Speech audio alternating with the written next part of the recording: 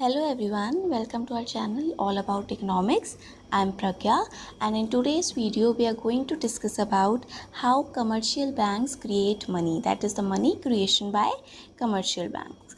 Before starting the topic, I request you all, if you haven't subscribed the channel, please subscribe it. Now coming to the topic. I uploaded one video on commercial banks which discussed the meaning and functions of commercial banks. If you haven't watched it, you can watch it. The link has been attached in the description of the video. Now we are continuing with the topic, and today's video we are going to discuss how money is created by commercial banks.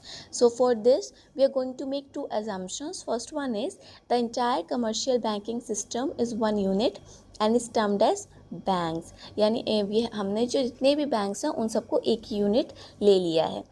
And second one is all receipts and payments in the economy are routed through the banks, that is all payments are made through cheques and all receipts are deposited in the banks. यानी कि जितनी भी activities हो रही हैं economy में वो through banks हो रही हैं. रिसिप्ट्स और पेमेंट्स सारी बैंक के थ्रू हो रही हैं. ये हमारी एजम्पशंस हैं. So these are the two assumptions. तो जो बैंक्स होते हैं वो बेसिकली मनी क्रिएट करते हैं थ्रू लोन्स, यानी कि जैसे हमने डिपॉजिट किया तो उसमें कुछ अमाउंट वो अपने पास रखते हैं और बाकी अमाउंट जो है वो लेंड कर देते हैं लोन्स की तरह दूसरे बोरोवर्स को. इसी तरीके से वो अर्न करते हैं और इसी तरीके से वो मनी क्रिएट करते हैं इन द इकोनॉमी. देखते हैं कैसे. So the deposits held by banks are used for giving loans. However banks can not use the whole of deposit for lending. It is legally compulsory for the banks to keep a certain minimum fraction of the deposit as reserves. The fraction is called the legal reserve ratio and is fixed by the central bank. Banks do not keep 100% reserves against the deposits. They keep reserves only to the extent indicated by the central bank. तो जो हमने last video upload की थी commercial bank में, उसमें हमने ये थोड़ा सा डिस्कस किया था कि कैसे सेंट्रल बैंक के थ्रू कुछ रिक्वायरमेंट्स होती हैं जो कमर्शियल बैंक्स को पूरी करनी होती है. जैसे इन द रियल इकोनॉमी हमारा सेंट्रल बैंक है रिजर्व बैंक ऑफ इंडिया, और हमारे कमर्शियल बैंक्स हैं जैसे state bank of India, Punjab national bank वगैरह. तो क्या लीगल रिजर्व रिक्वायरमेंट्स होती हैं? ये बेसिकली दो होती हैं, cash reserve ratio and statutory liquidity ratio. तो इसमें क्या होता है, कैश रिजर्व रेशियो में कुछ अमाउंट होता है जो कमर्शियल बैंक्स को सेंट्रल बैंक के पास रखना होता है जितना मैंडेटरी होता है, और स्टैट्यूटरी लिक्विडिटी रेशियो होता है जो कि कमर्शियल बैंक्स को अपने पास एज रिजर्व्स रखना होता है. ठीक है. तो this fraction is called the legal reserve ratio, और ये सेंट्रल बैंक फिक्स करते हैं और इतने रिजर्व्स जो हैं वो कमर्शियल बैंक को अपने पास रखने होते हैं. फॉर एग्ज़ाम्पल अगर 1000 रुपीज़ डिपॉजिट किए गए हैं बैंक में और लीगल रिज़र्व रेशियो टोटल है आपका 20%, तो इसका मतलब ये हुआ कि 1000 में से 200 रुपीज़ यानी 20% बैंक्स को लीगल रिज़र्व रेशियो की तरह रिज़र्व्स की तरह रखने हैं, और बाकी 800 वो फ्री हैं कि वो लैंड कर सकते हैं. तो एक क्वेश्चन ये भी उठता है कि सिर्फ और सिर्फ एक फ्रैक्शन डिपॉजिट का क्यों कैश रिजर्व्स की तरह रखा जाता है बैंक्स के पास, क्यों नहीं सारा रखा जाता.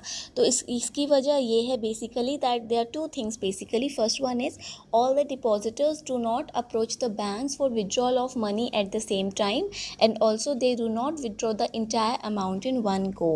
And second point is that there is a constant flow of new deposits into the banks. So basically bank को ये बात पता है कि जितने भी डिपॉजिट्स आए हैं उन सबको एक साथ सारे लोग विड्रॉ नहीं करने वाले हैं, तो वो कुछ रिजर्व्स रखता है जो सेंट्रल बैंक ऑब्वियसली फिक्स करते हैं कि अगर रिक्वायरमेंट हो किसी को तो फिर वो विड्रॉ कर सकते हैं, और बाकी अमाउंट जो है वो लोन के थ्रू चला ही जाता है.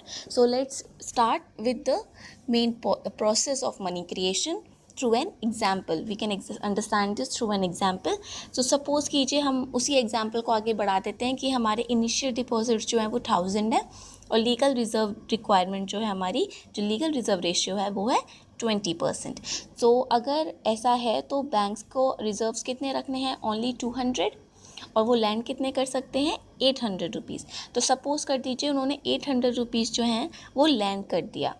अब जो वो लैंड करते हैं वो कैश की तरह अब जितने भी बोरोअर्स होते हैं उनके हाथ में नहीं देते, वो क्या करते हैं, बैंक अकाउंट्स में देते हैं।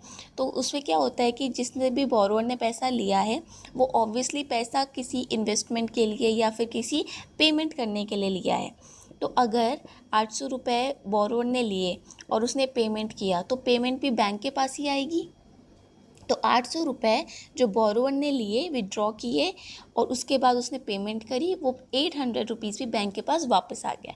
अब 800 भी उसके डिपॉजिट्स हो गए। अब अगेन 800 में से वो 20% जो है वो अपने रिजर्व्स रखेगा, यानी कि 160 रुपीज़ वो अपने पास रिजर्व्स रखेगा और बाकी का जो पैसा है यानी कि 640 रुपीज़ वो आगे फर्दर लेंड कर देगा। तो इसी तरीके से फिर वो 640 रुपीज़ बोरोअर के बैंक अकाउंट में चले गए, फिर वो उसके थ्रू पेमेंट करेगा और पेमेंट जब करेगा तो जो डिपॉजिट्स आएंगे वो भी बैंक के पास ही आएंगे और अगेन उसके पास 640 रुपीज़ हो गए और डिपॉजिट्स के रूप में, और 640 में से 20% रिजर्व्स यानी 128 रुपीज़ वो अपने पास रखेगा फिर से, और उसके बाद जो 512 रुपीज़ बचे वो वापस से लैंड आउट कर देगा।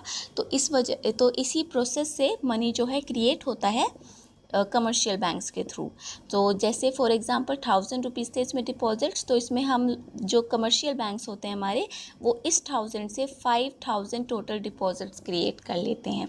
कैसे कि जो इसमें जो होता है वो money multiplier basically initial deposit से मल्टीप्लाई हो जाता है, ये बताने के लिए कि टोटल डिपॉजिट्स जो हैं वो कितने हैं। फॉर एग्जांपल इसमें लीगल रिजर्व रेशियो 20% थी, तो हम मनी मल्टीप्लायर जो है वो कैलकुलेट करते हैं 1/LRR से, यानी money multiplier is equals to 1/LRR and money multiplier और deposit multiplier measures the amount of money that the banks are able to create in the form of deposits with every unit of money it keeps as reserves. So basically money multiplier क्या है कि banks जो है वो कितने money जो है वो क्रिएट कर पा रहा है, जितने भी डिपॉजिट उसके पास आ रहे हैं उससे। तो जो हमारे इनिशियल डिपॉजिट्स होते हैं उससे हम मल्टीप्लाई कर देते हैं मनी मल्टीप्लायर, तो हमको ये पता लग जाता है कि इतने अमाउंट से हमारे कमर्शियल बैंक्स ने कितना मनी क्रिएट कर लिया है। तो जैसे हमारे इस केस में लीगल रिजर्व रेशियो 20% था, तो मनी मल्टीप्लायर हो गया 1/20, यानी कि 20%, यानी कि 1/0.2, जो कि हमको वैल्यू देता है 5। तो इसलिए हमारा जो इनिशियल डिपॉजिट्स है उससे 5 मल्टीप्लाई होगा और हमारा टोटल डिपॉजिट, यानी कि इनिशियल डिपॉजिट हमारा 1000 था, मनी मल्टीप्लायर हमारा 5 है, तो हमारा टोटल डिपॉजिट 5000 हो गया। इसका मतलब ये है कि आपने जो 1000 रुपीज़ कमर्शियल बैंक्स पे डिपॉजिट किए, उससे कमर्शियल बैंक आगे लेंड कर करके और ऑब्वियसली उसको पेमेंट वापस मिलती है, फिर वो 20% रिजर्व रख के फिर आगे लेंड आउट कर रहा है। इस पूरे प्रोसेस से वो उस 1000 रुपीज़ से 5000 क्रिएट कर पा रहा है, और इसी तरीके से कमर्शियल बैंक्स जो हैं वो मनी क्रिएट करती हैं। तो ये जो लीगल रिजर्व रेशियो होता है इस पे डिपेंड करता है कि जो टोटल मनी क्रिएट हो रहा है वो ज़्यादा हो रहा है या कम हो रहा है। तो ऑब्वियसली अगर लीगल रिजर्व रेशियो आपका ज़्यादा है तो आपका मनी मल्टीप्लायर की वैल्यू कम होगी और आपके जो टोटल मनी जो क्रिएट हो रहा है वो कम होगा। फॉर एग्ज़ाम्पल अगर ये 20% की बजाय ज़्यादा होता, 40% होता, सो हमारा मनी मल्टीप्लाई कितना हो जाता, 1/0.4 यानी कि 2.5 हो जाता। तो हमारा इनिशियल डिपॉजिट से मल्टीप्लाई होकर ये वैल्यू बनती है 2500। इसका मतलब अगर आपकी लीगल रिजर्व रेशियो ज़्यादा होती है तो आपका जो मनी क्रिएशन है इकोनॉमी में वो कम होता है। तो ये सेंट्रल बैंक के हाथ में होता है कि वो कितना लीगल रिजर्व रेशियो रखे। अगर वो ज़्यादा रखती है तो मनी कम क्रिएट होता है, और अगर वो कम रखती है तो मनी ज़्यादा क्रिएट होता है। For example legal reserve ratio अगर 20% की बजाय वो कम रखती, 12.5% रखती, तो हमारा मनी मल्टीप्लायर कितना होता, 1/0.125। तो इसमें आपका जो मनी मल्टीप्लायर की वैल्यू है वो 8 हो गई, और आपका इनिशियल डिपॉजिट से मल्टीप्लाई होकर ये वैल्यू बन जाती है 8000 करोड़।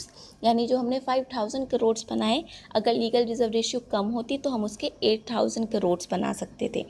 तो मनी क्रिएशन जो है वो इस तरीके से होती है कमर्शियल बैंक्स में, और ये लीगल रिजर्व रेशियो पे डिपेंड करता है, और ये सेंट्रल बैंक के हाथ में होता है कि वो कितना लीगल रिजर्व रेशियो रखे, वो कितना मनी क्रिएट करवा सके इकोनॉमी में।